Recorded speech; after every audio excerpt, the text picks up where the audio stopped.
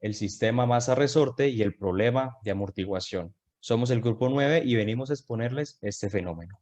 Para ello, tenemos unos objetivos: estudiar el sistema masa-resorte en el caso del movimiento libre como objetivo general, y para lograr unos objetivos específicos, los cuales son estudiar el movimiento libre sin amortiguamiento, estudiar el movimiento libre amortiguado y uno más específico, estudiar los distintos casos de amortiguamiento. Antes de empezar con la teoría, queríamos mencionarles un contexto, unos antecedentes que van a ser importantes para entender bien este fenómeno. Para ello, tenemos que empezar a hablar de la ley de Hooke. En el siglo XVII, Robert Hooke, físico inglés, al estudiar los resortes y su elasticidad, observó que para muchos materiales la curva de esfuerzo versus deformación tenía una región lineal. Dentro de estos límites, la fuerza requerida para estirar un objeto elástico, bien sea un resorte de metal, es directamente proporcional a la extensión del mismo. Esto es lo que conocemos hoy en día como ley de Hooke, lo cual comúnmente escribimos como F igual a menos K por X, siendo F la fuerza aplicada, K la constante de elasticidad del resorte y X la longitud de la extensión o compresión. O bien, en otras palabras, mediante la ley de Hooke, Robert Hooke demostró que la longitud de extensión o comprensión de un resorte va a ser proporcional a la fuerza que se ejerce sobre él. Ahora bien, también tenemos que entender las leyes de Newton. Isaac Newton, físico, teólogo, inventor, alquimista y matemático inglés, en su libro Principia, estableció las bases de la mecánica clásica mediante sus leyes. Precisamente, hablaremos más que todo, nos va a interesar más la segunda ley de Newton, que es la que nos va a permitir encontrar la ecuación diferencial que nos va a modelar este fenómeno. Esta segunda ley de Newton nos establece que si la fuerza resultante que se aplica a un cuerpo libre no es nula, esto es la sumatoria de fuerzas sobre un cuerpo, este cuerpo experimentará una aceleración, o lo que es lo mismo, un cambio en su estado de reposo o de movimiento. Esto sería sumatoria de fuerzas es igual a m por a, siendo m la masa del objeto y a la aceleración. Recordemos que la aceleración es la segunda derivada de la posición. Ok, una vez dada la información acerca del contexto, acerca del sistema masa-resorte, vamos a continuar con el análisis de este. Para ello vamos a tener en cuenta esta imagen que se nos muestra en la pantalla, en la que vamos a considerar un cuerpo con masa M unido a uno de los extremos de un resorte, mientras que el otro extremo está sujeto a una pared fija. En este análisis vamos a considerar nuestro sistema de manera horizontal, es por eso que el cuerpo descansa en dicho plano horizontal sin fricción, de tal manera que se puede mover solamente hacia atrás y hacia adelante conforme el resorte se comprime o se estira. Vamos a tener en cuenta una posición de equilibrio, que es la longitud natural del resorte, y una distancia X, que es la distancia del cuerpo desde su posición de equilibrio hasta la posición donde el resorte no está estirado. Ahora, y de acuerdo con la ley de Newton, donde nos dice que la fuerza es igual a la masa por la aceleración, es decir, la masa por la segunda derivada de la posición, sabemos que la fuerza debe ser igual a la suma de todas las fuerzas que actúan en el sistema.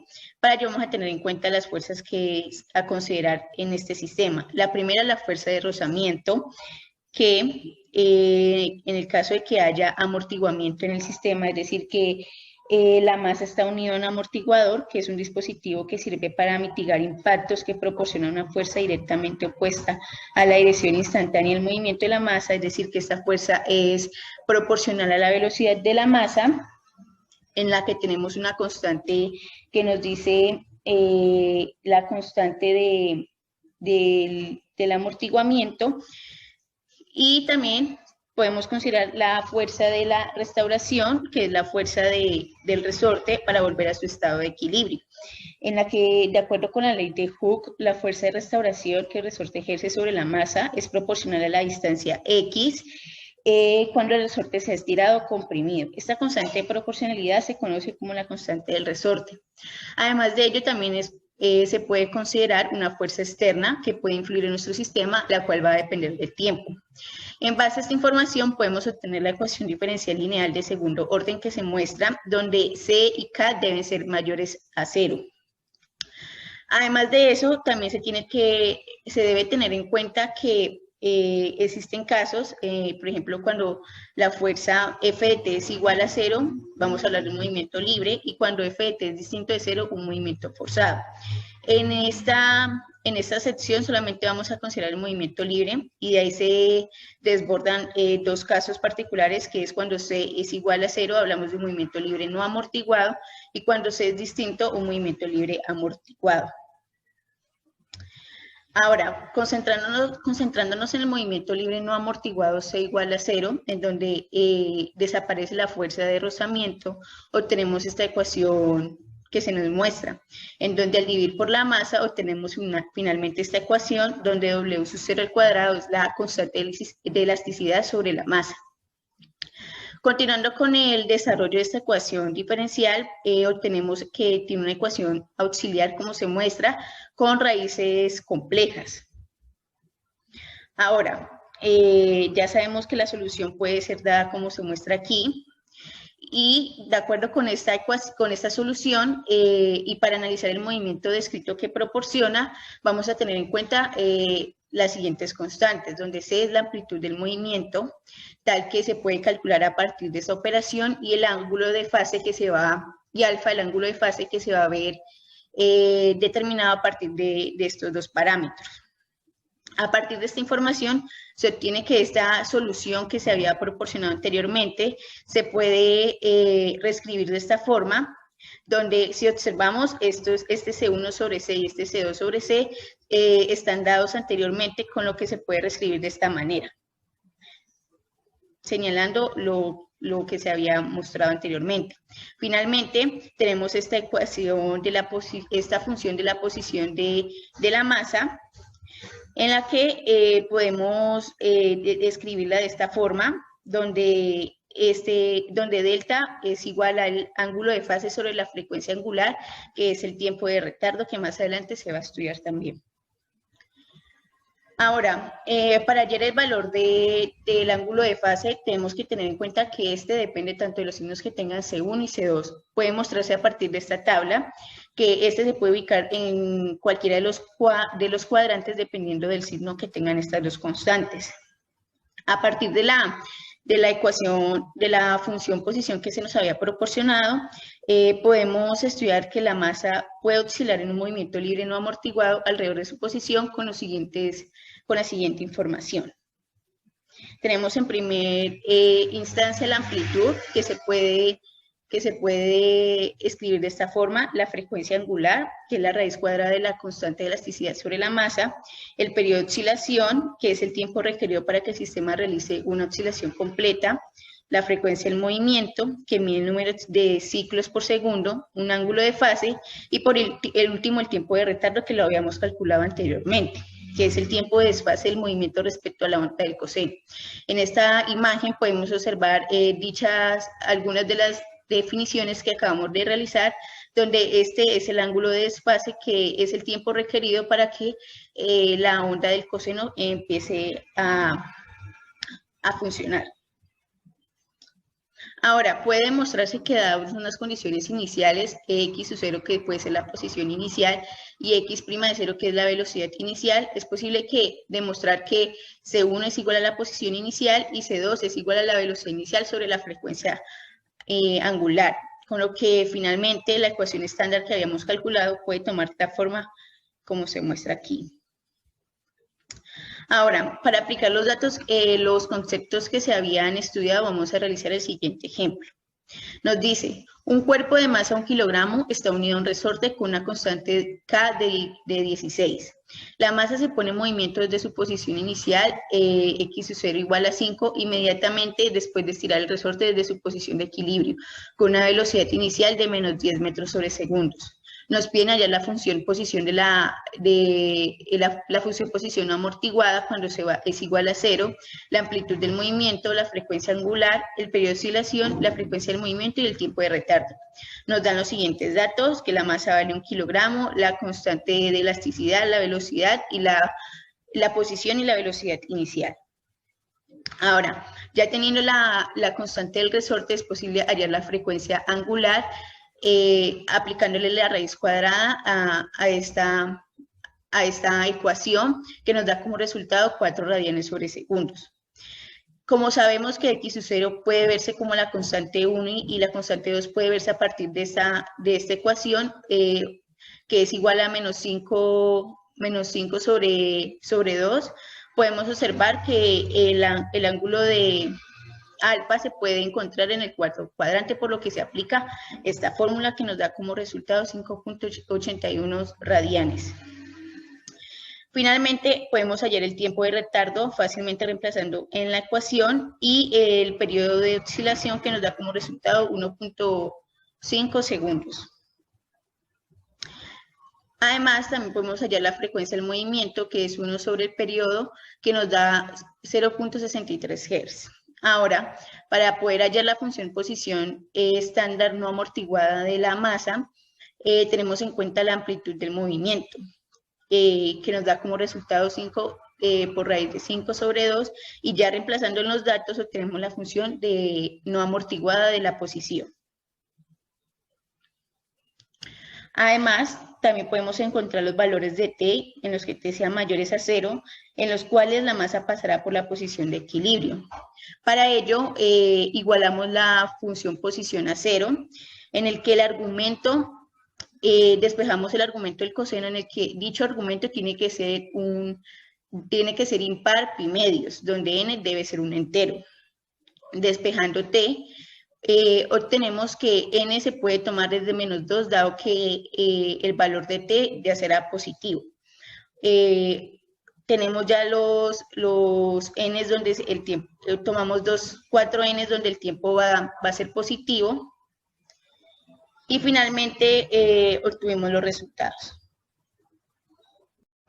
Bueno, ahora vamos a proseguir a ver gráficamente ese movimiento que habíamos descrito en el anterior ejercicio. Para ello establecimos la función posición como una curva, en el que establecimos un parámetro que va a ser t, en este caso va a ser igual a x, y y va a ser igual a la función posición que habíamos calculado, que va a variar de 0 a 5 respecto al tiempo. Establecimos un punto A, que es el punto inicial, en la posición inicial de la masa, y al dejarlo mover, observamos que existe un movimiento oscilatorio de la masa con respecto al tiempo. Observamos que dicho movimiento cumple las condiciones iniciales, ya que parte desde x sub 0 igual a 5 y se dirige hacia abajo con una velocidad de menos 10 metros sobre segundo. Además de esto, observamos que pasa por los puntos de equilibrio que habíamos calculado anteriormente, donde t debe ser mayor a 0, y observamos que cumple con dichas condiciones. También podemos simular ese movimiento horizontalmente a través de un resorte, donde observamos que partiendo desde la posición inicial, este se va a dirigir hacia la izquierda, ya dado que la velocidad es negativa, y puede hacer rápidamente las oscilaciones pasando por la posición de equilibrio.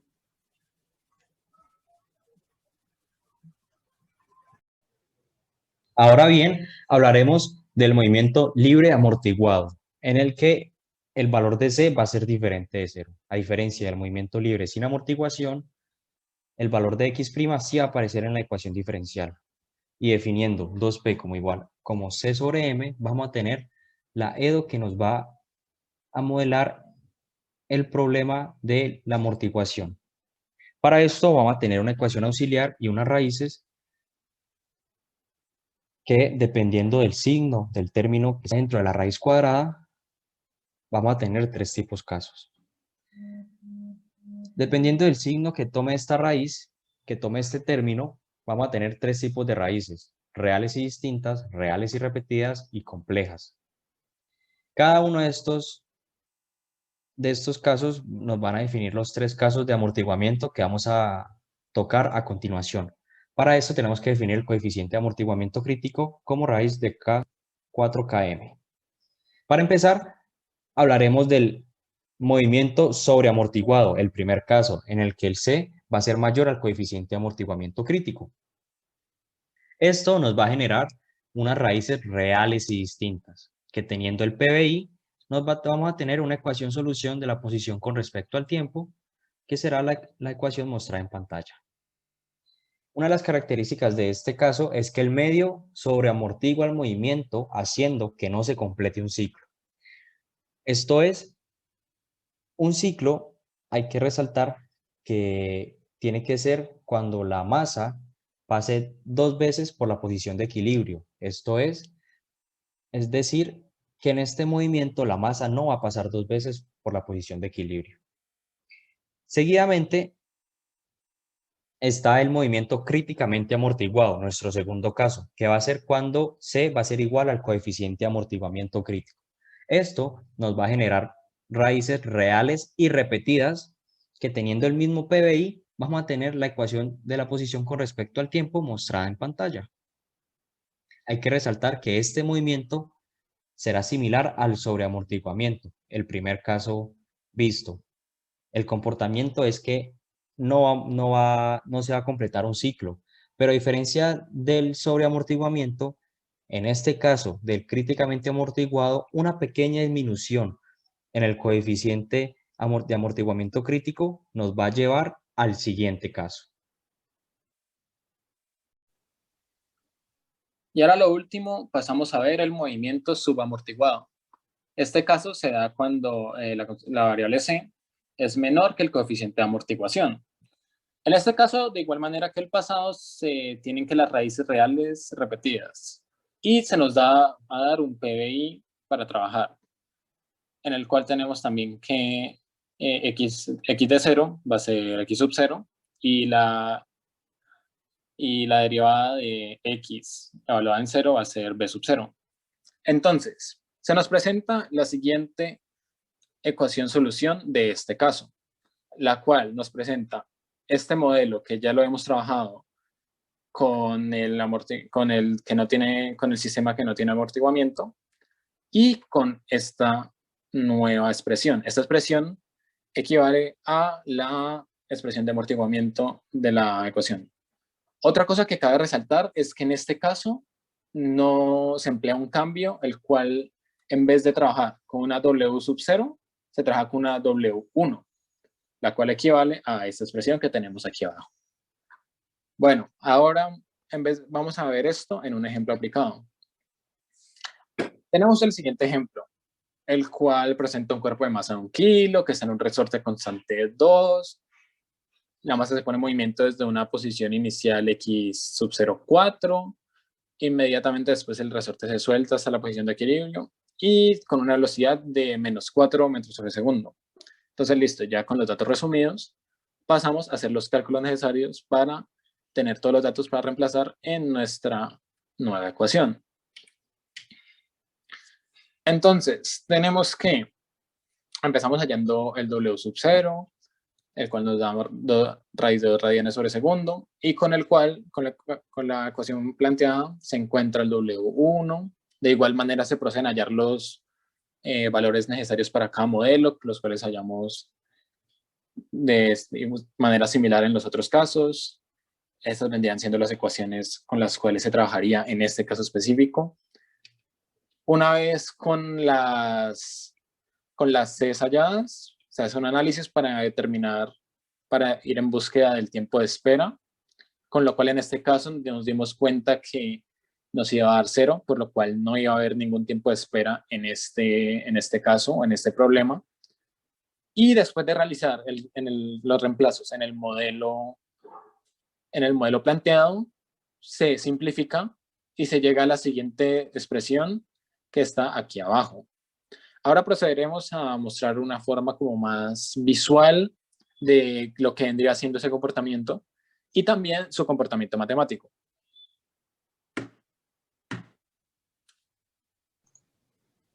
Bueno, entonces tenemos el siguiente recurso para presentar este problema de una manera más visual. Entonces tenemos que tenemos que buscar el comportamiento que tenga una forma subamortiguada. Lo que quiere decir es que va a ser un sistema que va a ir perdiendo como velocidad.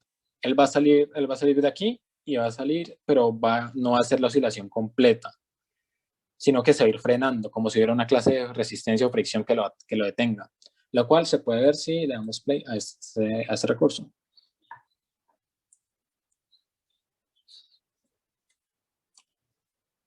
Como se puede observar, él viene con una velocidad, pero de todas formas él va a ir frenando, frenando, frenando. Va a pasar por el punto de equilibrio una vez, va a tratar de volverse otra vez, va a volver a pasar.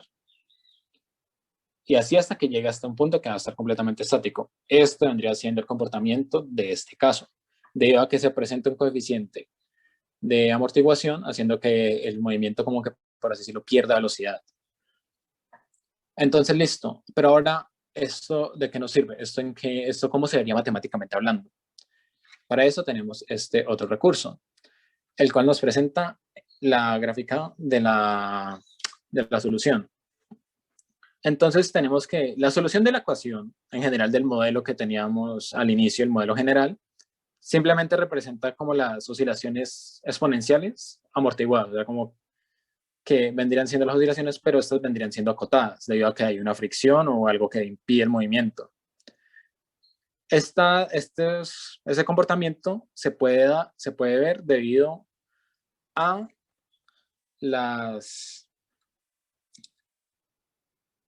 las acotaciones hechas por la amplitud envolvente, que vendría siendo la constante que está aquí, que vendría siendo el 4 en nuestro caso. Entonces, ¿cómo se vería esto? Se vería que el comportamiento de la función se iría chiquitando debido a las acotaciones hechas. Entonces, aquí se cumpliría que acotaría una vez, 2 veces, quizá 3 veces, como se pudo ver en el ejemplo anterior. Pero, ¿de qué podemos concluir de aquí? Digamos que podemos concluir que este es un movimiento no periódico en su totalidad, por así decirlo, porque un periodo se define como que una oscilación completa, digamos que empiece en este punto y tenga que volver a este punto, pero debido a las acotaciones, no, en ningún momento puede llegar otra vez a ese punto. Entonces se podría decir que no se cumple lo de los periodos, pero a pesar de eso, el comportamiento oscilatorio todavía se mantiene porque él sigue subiendo y bajando. Entonces, para solucionar esto, se definió una T1, porque pues hay una regularidad en el tiempo necesario para hacer así sea esta oscilación. Entonces, lo que significa que el tiempo, por así decirlo, se alargaría. Lo que significaría en esta gráfica que se extendería a lo ancho. Esa gráfica es como si estuviera haciendo esto, se estuviera alargando. Pero claro, esto tiene implicaciones. Entonces, ¿qué implica esto? Esto implica que la frecuencia de este comportamiento vendría siendo mucho más grande. Mucho más chiquita, perdón, porque es la inversa. Entonces, físicamente eso hablando, vendría siendo que el movimiento sería mucho más lento, como se puede observar y comprobar en esto, haciendo que cuando está llegando aquí, él se va haciendo mucho más lento. Él empieza muy rápido y a lo último termina siendo lento, comprobando así el comportamiento que se presenta en la gráfica. Ya con eso logramos cerrar nuestra presentación. Sentimos que hicimos un buen cumplimiento de nuestros objetivos, entendiendo y habiendo estudiado los casos, tanto para el movimiento libre sin amortiguación, como los diferentes casos que tienen amortiguación. Esperamos haber sido muy claros, que hayan entendido, y muchísimas gracias por su atención.